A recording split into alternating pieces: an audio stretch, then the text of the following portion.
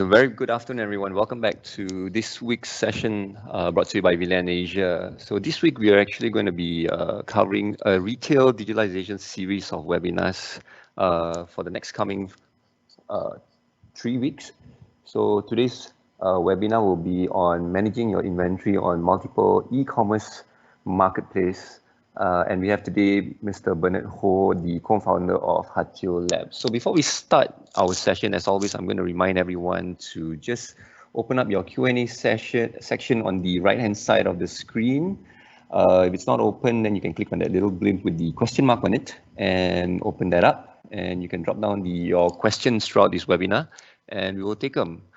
Also, if you have not followed us on our social media, LinkedIn and Facebook, you can do so by looking us up at VLAN.asia. And if you have any questions or on our topics or what do you call this, our products, you can drop us an email, which is displayed on the screen, or you can also WhatsApp us at the number which is displayed on the screen, which is +6012 2660189. Right. So today's session, we have Lance, who is our Managing Director of VLAN Asia, to actually help us conduct this session, alongside with Mr. Bernard Ho, who is from Hatio Labs. So yes, it's on to you, Lance. You can take over the session now. Welcome. Thank you very much, Norman. Thanks everyone for tuning into our latest Digitalization series. This time we're focusing a lot more into the retail sector, whom I think is going to be very hard hit during this new CMCO that's going to be in effect starting tomorrow. So I feel this is a good time for us to start looking seriously into digitalization, especially in this sector of the business. I know we got a clashing press conference with some politicians, so I'm glad that you guys are taking the time to listen to us ramble here instead of some washed up has-beens trying to say relevant. Just a quick recap on what digitalization is all about. It's actually not trying to turn a paper transaction into an online transaction just by a simple form. That's digitization. Digitalization is more like a change of process where you change the way you operate. The example I usually give is like, for example, last time our staff claims, we used to pay out a lot on a monthly basis. So when we scrutinized it, we noticed a lot of transportation claims. So if we were to digitize it, it's just a matter of installing maybe an e-claim system, which incidentally we have also as part of our Office 365 offerings, but that's not the point here. But the idea was at the time, our engineers used to spend 4 hours a month sticking their claims on papers and submitting claims, then finance it, verify it. Quite a waste of time and effort, if you ask me. So what we did was we actually did a sanity check and we changed the entire process. We digitalized the entire claims process. So what we did was we actually changed by implementing Grab for Business. We typed the account to my credit card and we gave everybody a corporate Grab account. So now everybody, when they want to go anywhere outside of transportation, right, they just take a Grab and Grab wherever they want to go. So they don't need to pay, they don't need to keep any receipts, they don't need to park their car. So they save time and they save effort and save money.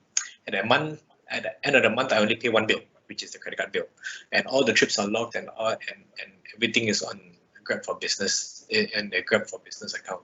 So that's digitalization. So in the end, everybody don't need to do what we used to do. We didn't have to do all those paper sticking and such anymore. So we changed the entire process. That's what I call digitalization.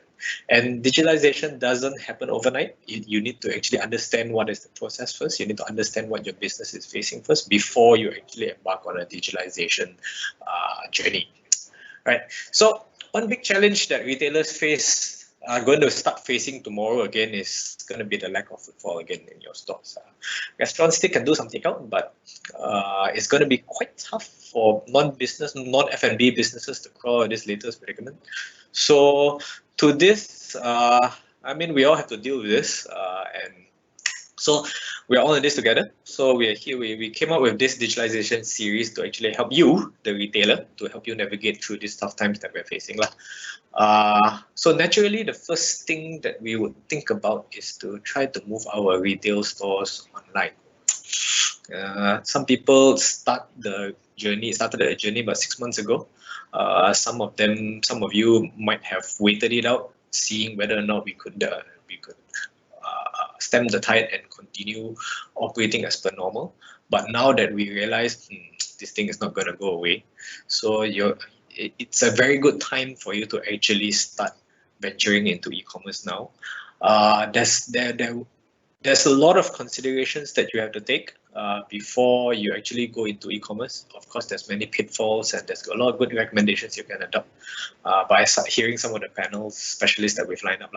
So today's speaker, we have Bernard Ho. Bernard and I go way back when he used to run a startup accelerator in Bangsa, where he incubated a few startups, which I had the pleasure to be involved in one.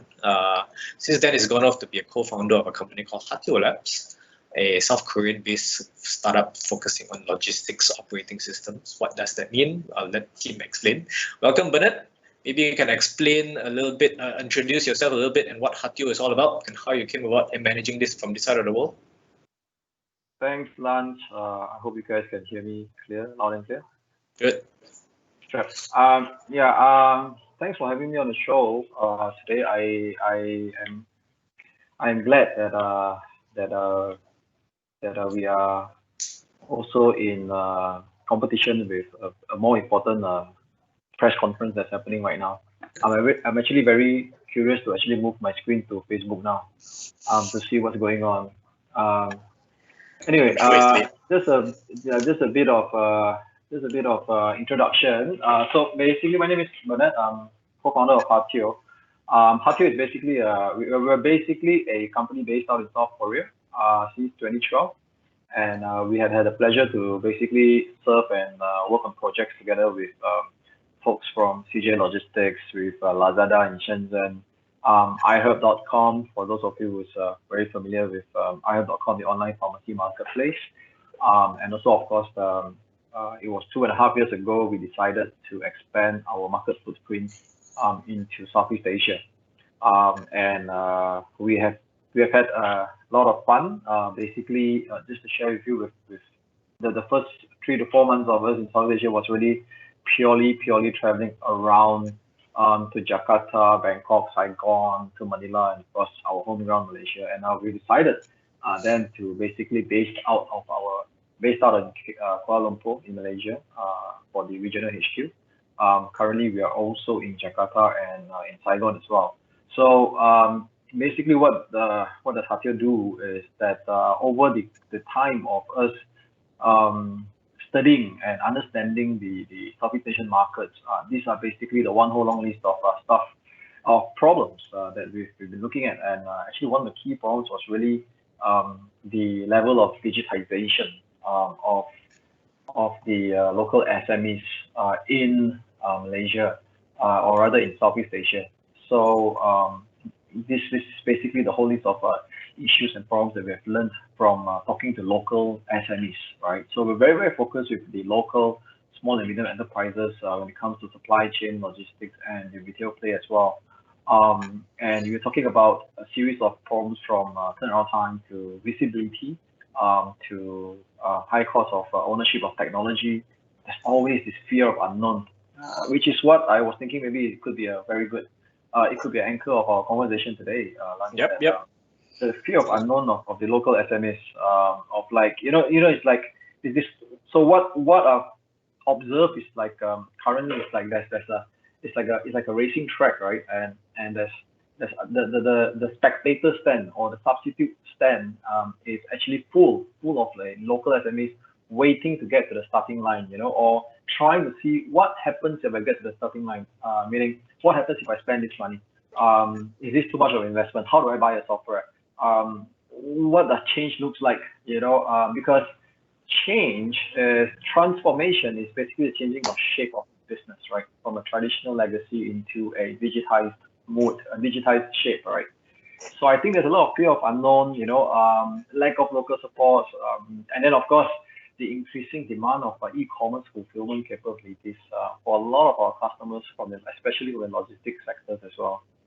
So maybe you can just quick one. Maybe you can share one specific experience with one specific retailer that you've helped so far in the past and what they've achieved so far. Yeah, of course, definitely. So basically, in fact, actually, if you look at this picture, the background of the picture is a real picture of us, right? That's my two co-founders there, they from Korea. And this is basically one of the warehouse that we're in.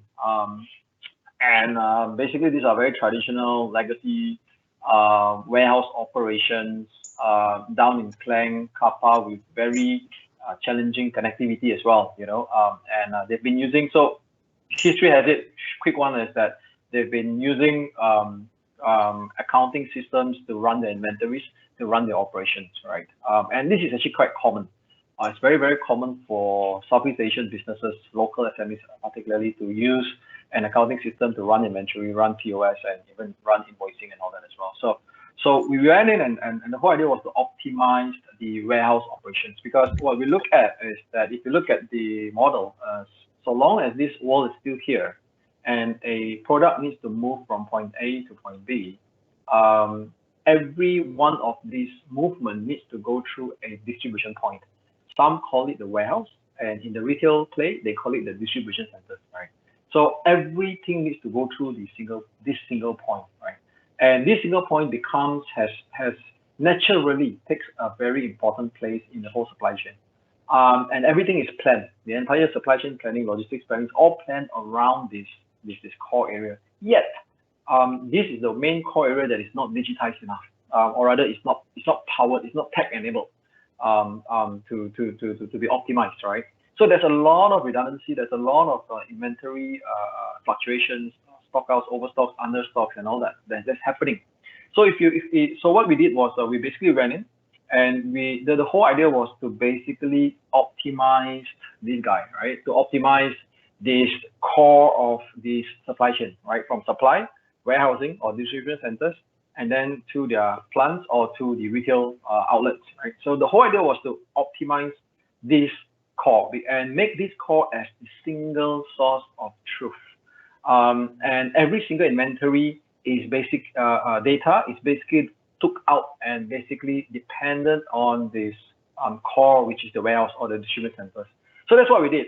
We gave them a very affordable and a very optimized solution. Now, what Hatio did was that, so point worth noting is that we didn't build a WMS, put it on the shelf, and just came to Southeast Asia and said, hey guys, look, there's a WMS, just pick it up, buy and use. We didn't do that. We spent a lot of our time into the R&D, so-called R&D, where we actually spent a lot of time into co-creating the warehouse management software with the local SME players.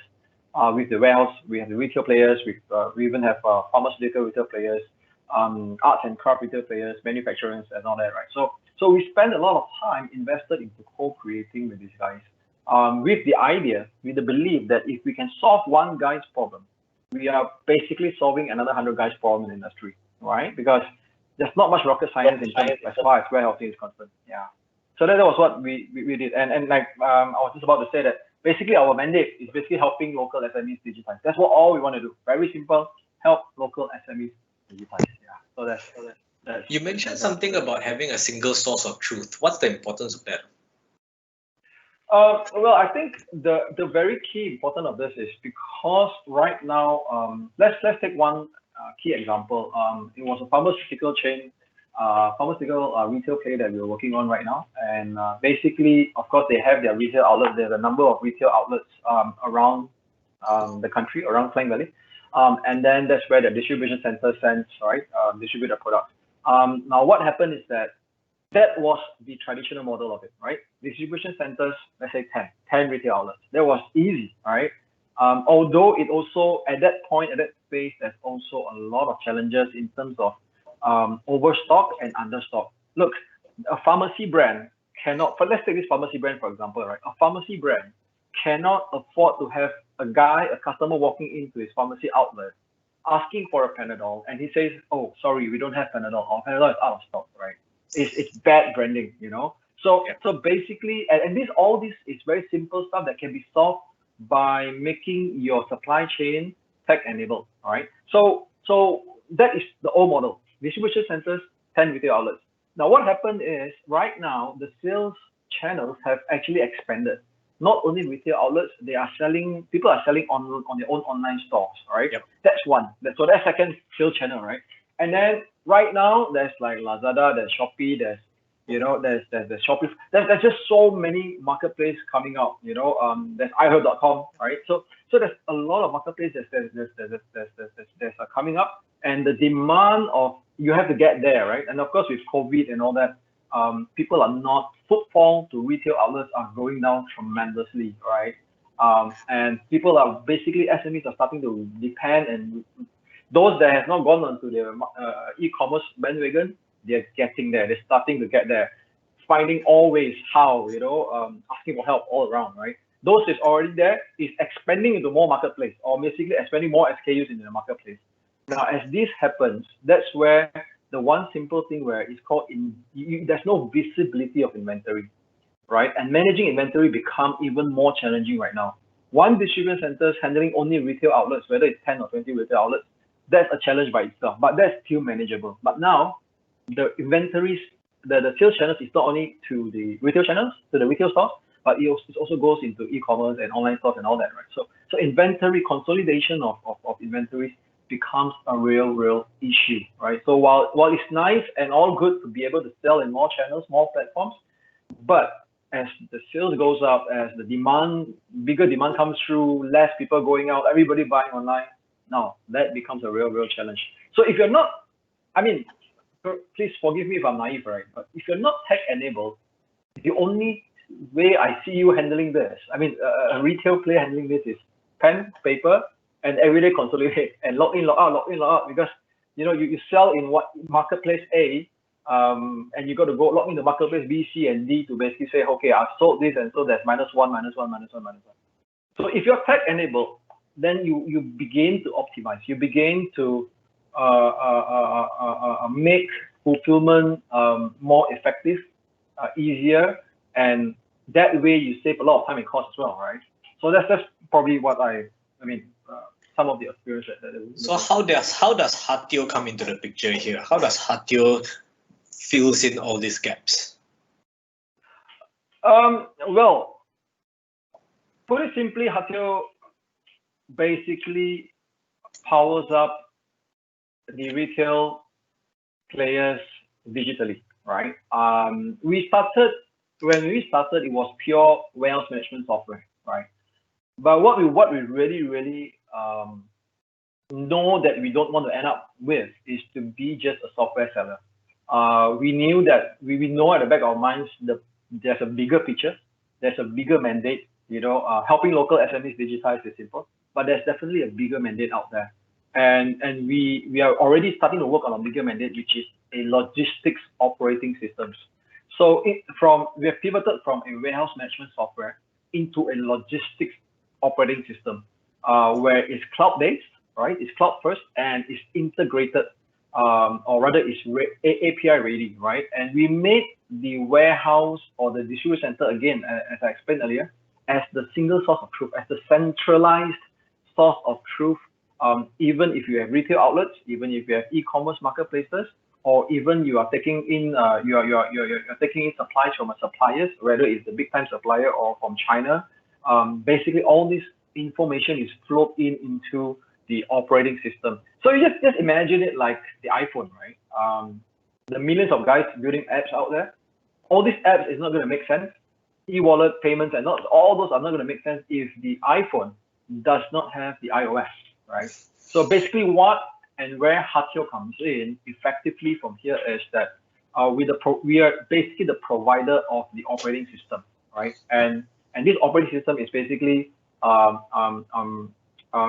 API ready to basically integrate with your point of sale. That means your retail is integrated with the major marketplaces, and it's also integrated to your back office, which is your accounting systems, and basically is also able to and readily to be integrated with your supply side as well. So that way, you as a retailer, as a brand owner, or as a distributor, you're able to plan end to end and have all this information centralized in one single dashboard. So that becomes your everyday thing to go to refer to a single point of fulfillment. Yeah. So essentially, you can prevent me from overselling, lah. Well, I mean, overselling. I think there's a lot of overselling happening right now. But yeah, that's right. Simply put, I prevent you from overselling, and I also prevent you from not having stocks and having to do refunds, right? Just to share with you on this story, right? I don't think it happens to only one company. It happens to a lot of companies. especially when you start selling on different sales channels, right?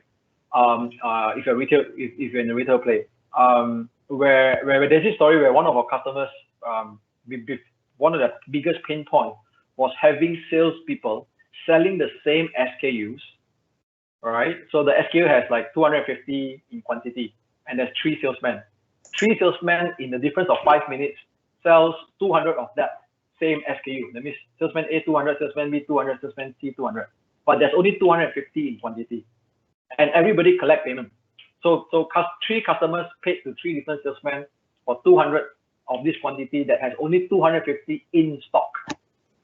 Can you imagine the big blunder and eventually that the back office has to handle, the procurement or the accounts or even the, so the boss actually steps in herself and say, hey, look, I'm so sorry about this, you know, and it's actually legally it's actually not correct, right? You can actually get legal action in this.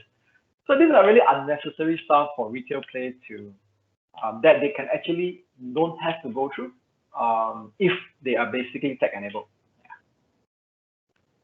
So we often hear a lot of issues regarding return goods. How does one keep track of some of those?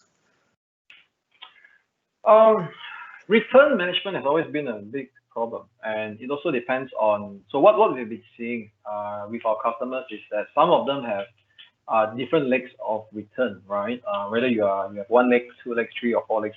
Basically when you return, return keep. What do you mean? Legs means 1 leg means you return, that means the stock comes back and it stays there. It ends there. The end point is there. Some is return and then replace. So there's 2 legs. Okay. Some is return and then you have to go through your whole warranty, you know, and then you fix and you know, and this thing goes somewhere and then it comes back and then it goes back to the customers, right? More steps. So it depends.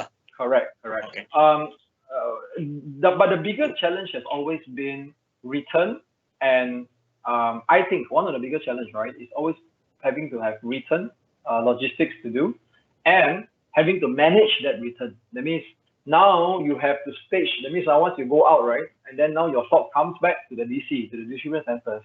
Now what do you do with this, right? How do you account for this when you have, especially if you imagine this, right, you have all your systems from your warehouse to your accounting to your retail all working in silos and not connected, not integrated. That's a huge nightmare, right? And have to remember, right, again, coming back to pharmaceutical as a good example, right, because these guys have one same brand has like 20 different SKUs, right? So imagine, and different 20 SKUs have different batch numbers that came in and went out and now come back in. What if there's a callback, right? Panadol decides to say, hey, call back, you know, this batch. So if you don't track it properly, you don't track this simple Panadol inventory properly, chances are when you call back, you have to send everything back, right? So that becomes a mess in the distribution centers where how do you segregate and which one goes back to the distributors and which one or the suppliers and which one is still okay to go on sale, right? I don't want to go into taking callbacks from or return from e-commerce site yet. If you start to open that up, that becomes even a bigger nightmare. Yeah. So return is something that is very, very very sensitive, and it's also something that needs to be treated very, very carefully. Yeah. That's basically. So I presume there's something that you can assist on from Hatio's point of view as well. Yeah, most definitely. Basically, we've always get this question very, very often, right? Clients always ask us, what does your WMS do that the other WMS cannot do? Now the simple answer is really this, right? In times and day to day, in this kind of time today, everybody can do something for everybody. That means every single software and app is doing something, or they're doing the same thing or doing everything for everybody, right? So in terms of what a WMS does, what a WMS does. It's just that if you don't have that module, you build that module, right? So yes, Hatio's operating system, or rather the warehouse management software in this case, does handle all the way to return logistics as well. So from inbound, put away, outbound, all the value-added services, pick, pack, ship, and we even have e-commerce consolidation integrated into the WMS, which means you don't have to have a WMS and then you have to subscribe to another e-commerce platform, right? You don't have to do that, right? So with Hatio's WMS, with our software is basically the module by itself is in the WMS. So it makes it all very convenient for the users. Okay. So how would you help a local retailer digitalize? What's the first thing do you think people right now? I am of the opinion. Now I'm a huge proponent of leadership, right? And I think that the first thing that is very important, the key here is not to look at the software, is to have a clear view of as is. You know, I this whole crazy thing that I can just imagine that every single leadership of every retail brand and outlets or retail player out there, and even logistics, right, take and spend some time to say, okay, let's look at our as is, pinpoint where the problem is first, right? Draw up the as is, draw whatever, however you want, sketch it, right, on paste or pen and paper or whatever, but draw up the as is. Do yourself this favor, draw up the as is, sit your leadership guys down, sit your management team, sit the operation team down and say, okay, this is our as is, where is the problem? Where do we plug, right? How digitized are we? Because it's not about, I don't even want to question about affordability. It's really not about price. I mean, if you talk about price, I mean, I'm just putting on record here. I think Hatio has the most affordable warehouse management software in town right now. We purposely, it was really intentional. We intentionally do that way, right? So it is actually very important, I think, for us to be able to look at it from the perspective of, hey, what is our as is? Where is our problem, right? And then take this as is and come to talk to people like us. That we do, and we're not going to sell you a software. If anybody, if you bring your as is to someone, to a software vendor, and all they do is, here, install my software, problem solve, run far away. This is the wrong guy for you, right? Which is why we're not interested in selling your software. We're basically interested to see what your as is, right? Because for us, looking at more and more as is allows us to understand the industry as a whole, as an ecosystem, right? And then plan your 2B. We are the guys that will help you plan your 2B, right? We're not going to give you everything, and we don't have everything, to be honest, right? But we have enough of to start you with, right? And what we really have is basically to tell you that your 2B, that we have been telling all our clients, is that your 2B should be focusing on your core of the DNA, and start from there. So build and start your whole supply chain from there, right? Digitize from the core. Once your core is set, once your core is tech enabled, it's easy. If whether you're a retail player, whether you're a logistics 3PL player, it's easy already. For a retail player, it's easy for you to go to point of sale right now in your retail or e-commerce marketplaces. For logistics, it's easy for you to integrate now with fleet, freight, and all those things that comes along with it, right? All those tracking, right? And then billing becomes very easy. Then of course the back office. But So the whole idea is the as is. Yeah. Okay, so you're saying, let's say if my current retail store, we are not online at this point in time, before I actually embark on going onto Lazada, going onto Shopee, having my own e-commerce store, I should sort out my back-end inventory management before I do it? Or should I jump heads first into e-commerce and figure it out along the way? Well, I think most, in fact, if not all of the cases that we are working on right now is everybody has jumped onto the bandwagon. No, so we have not had a case. In fact, I'll be more than happy to work on a case if there are. That we haven't had a case where they're not there yet, and they say, okay, look, I'm going to do my inventory management properly first, clean it up first, then I will go. See, because if they don't go into all these different sales channels, right, they will never see the problem. Means they're not selling enough lah. They're only selling in probably one shop. So anybody that sells in one shop only, right, like the mom and pop stores, right, like to be honest, they don't have worries about inventory. But the moment they start to sell their Milos and their 100 plus and their bubble gums and all those stuff over e-commerce and over Lazada and Shopee alone enough, just these two enough. Then they start to see it. Oh shit, it's like, why this Lazada as a salesman, why keep selling when there's no stock? How do I consolidate, right? And that is the point that they start to realize, and that's where the point that they come and talk to people like us, right? But other than that, it's basically, so far we haven't had a case. But if you ask me, I would say, personally, a more effective way is go out there, try selling first, right? Go out there, because sales is always important. If you don't have sales, you can't justify your investment for technology. Put it that way. You can't spend on technology if you, how do I spend technology, even though Bernard says it's very affordable, very cheap, but how do I spend on technology if I don't have sales? I can't justify. So you might as well go, I would advise, go do sales first. When sales becomes so good and you can't control anymore, it's getting out of hand, then you come see us. Because I'm not saying that we have a direct, immediate cure, but at least we have the experience handling a lot of guys like that. I think you have the experience as well, Lance. Okay. So we start off, let's say if I'm a retailer, should I start off in Shopee first, Lazada first? Which is the easiest for me to get my feet wet?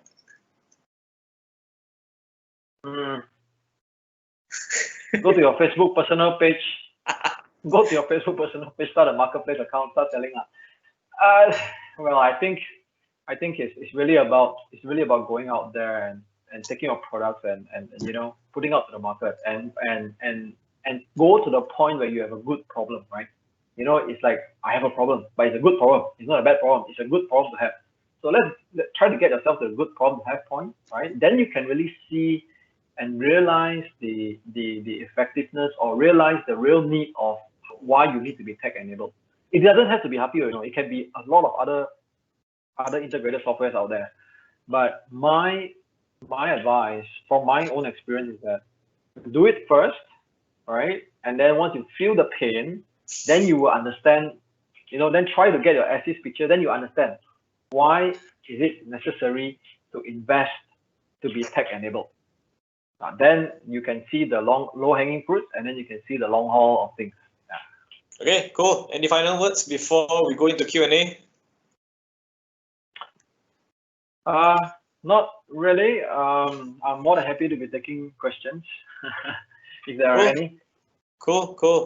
Okay. Just don't ask me who is the next Prime Minister. I also want to know. Norman, do we have any questions in the Q&A? Not at the moment. Yeah, if you guys got any questions on today's topic, just drop them in the Q&A and then we'll take them. Let's just give them like about maybe a minute or two.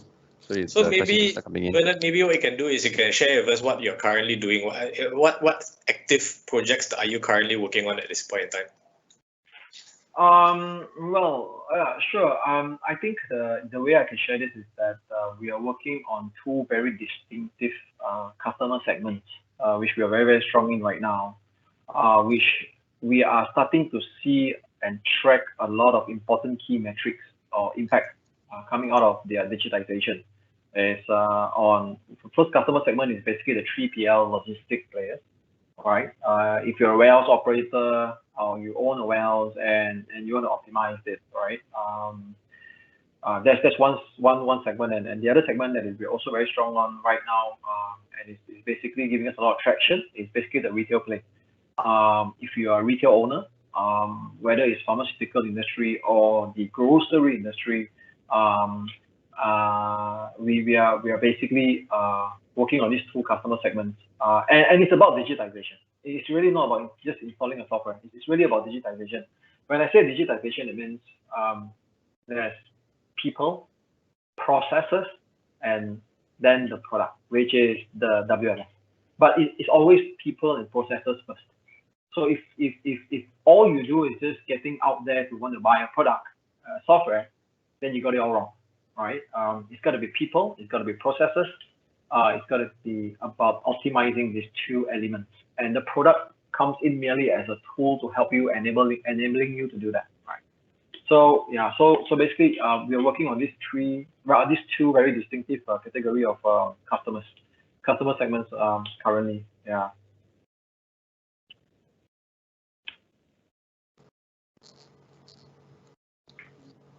Sorry, Lance, I can't hear you. There's this question, how do I manage both Lazada and Shopee at the same time right now? I actually have a store here, but I have to store in these two sites, and I don't know how to manage both of them at the same time, because sometimes Lazada sells more stocks than my Shopee, and then I don't have enough stocks for Lazada or Shopee, and vice versa. How can your system help us in this sense? Like I mentioned earlier, part of the whole operating system is, of course, a warehouse management software inside, a warehouse management module, and also there's a marketplace management module as well. And the marketplace management is basically, as the word has it, it manages your marketplaces, whether you're in Lazada, you're in Shopee. So that module basically becomes your single point of truth, where you can upload all your SKUs across the different marketplaces. And then, for example, if there's a sale in Lazada, it automatically minus out the inventory across board in Lazada and also Shopee and also whatever marketplaces that you have. Sounds but like it a site giant to me. the inventory. It is. It's just that it sounds like a site giant. It sounds like a ZP. It's just that those are standalone. And basically, where we're coming from is more of from the warehouse management point of view. That means from the warehouse and distribution centers point of view, and not only the marketplace. So that means if you compare yourself against site giant only does things for e-commerce, whereas yours manages e-commerce as well as my offline retail shops, I presume. Yes, that's right. Yeah. Like I mentioned, the point of view is a bit different. For site giant, the point of view is basically from e-commerce point of view. For Hubtier, our point of view is from the supply chain, from the distribution center point of view. So that's where you keep all your thousands of stocks, and then your thousands of stocks sells in different channels. So we come from this point of view, which is why we decided to basically include the module and not take it as a standalone and say, okay, if you want this module, you have to pay more, right? So we say, hey, look, this module is inside here, take it and use. Simple. Yeah. There's another question here is that came through WhatsApp. Can a system like yours help me resupply my stock if it falls below 0? Yeah. So basically, what from our experience is that what most of our customers are doing is, or all of the guys are doing is that they will set a minimum benchmark, because there is an auto replenishment trigger, right? So they will set a minimum benchmark, and by the time it hits that minimum number or SKUs or quantity, then it will trigger auto replenishment back into the warehouse where your stocks are, right? And then that's where the guys from the warehouse or even from the back office can say, okay, confirm, send more stocks out to this, or send more stocks out to the marketplaces, right? And we also even have an auto replenishment trigger. Since I'm here, I'm saying this. We also even have an auto replenishment trigger in the warehouse management itself, where it will trigger with your suppliers and distributors. Yeah. So an entire supply chain lah. So my customers will always have the stock they need lah, in a sense. Correct. Because the whole idea is to optimize on inventory fluctuations, overstock, understock, out of stock. Like I said, it's a simple thing that you can just think about it. Like, you don't want to walk into a pharmacy and to buy a Panadol. Okay lah, let's use Tesco lah. You don't want to walk into Tesco, want to buy 100 plus, and Tesco tell you no 100 plus. You curse Tesco for a while, you sure curse Tesco for a while. What the hell? They got no 100 plus. All right. We're running out of time. So any final words to share, if you have any? Yeah, I think it's been an interesting ride for us in Southeast Asia. We are really staying true and holding fast to our mandate, which is helping local SMEs digitize. And it's been fun. And if you would like to get on board with us, or just to have coffee, or just to have a chat with us in terms of the digitization, don't call us if you want to buy a software. That's a wrong motivation. Yeah, but if you're really looking at someone to spar and brainstorm on digitization, yeah, we're more than happy to talk. All right, cool. Thanks for your time, Bernard. Norman, over to you. Right, thanks. Thank you so much, Bernard, for your time. Thanks, Lance. So yeah, for all those of you who are still here today, this Thursday we'll be having another session for the Retail Digitalization Series. It's going to be on monetizing your point of sales data. We'll have with us Vernon Chua, the CEO of Energy Labs, to also share with us on that session. So if you're interested in joining the session, you can actually copy that link or type that link out in your browser, which is currently displayed on the screen, and you can join us. We'll be also sending you the the recording for today's session, as well as the PowerPoint presentation, and also an invite for the upcoming series that we'll be organizing for the next coming weeks. So yeah, at the time being, adding on to the point of sale data, monetizing your point of sale data, Energia Labs is actually a company that does analytics based on your point of sale system. So if you have a point of sale system in your retail outlet, Energia Labs has a software called Sicarda, which actually picks up information and actually gives you reports on, say, for example, what is your best-selling item, what is your best-selling items at certain point in time of the day, when are your peak periods, when are your off-peak periods, so you can plan your marketing activities, your sales activities around the data and the reports that their system provides. So that's going to be happening this coming Thursday together with Vernon Chua, the CEO of Energia Labs. Sorry, Norman, back to you. Yeah, that's right. Also, on the 20th of October, there will be another webinar, which is for the future of POS beyond lockdown, which will be brought to you by Lance as well. And Oi Boon Singh will be joining us from Zilnex. And on the 22nd of October. Just another quick intro about Boon Singh. Boon Singh is the founder of Zilnex. Zilnex is one of the premier cloud point of sale solutions out there. I know everybody's probably heard of StoreHub and a few others as well. So Zilnex has been around for a while. They have quite a number of pretty big customers, T-Life being one of them. So they actually have certain new point of sale solutions which they will be rolling out in the near future. So stick around to actually learn a bit more about how they intend to pivot beyond lockdowns on the 20th.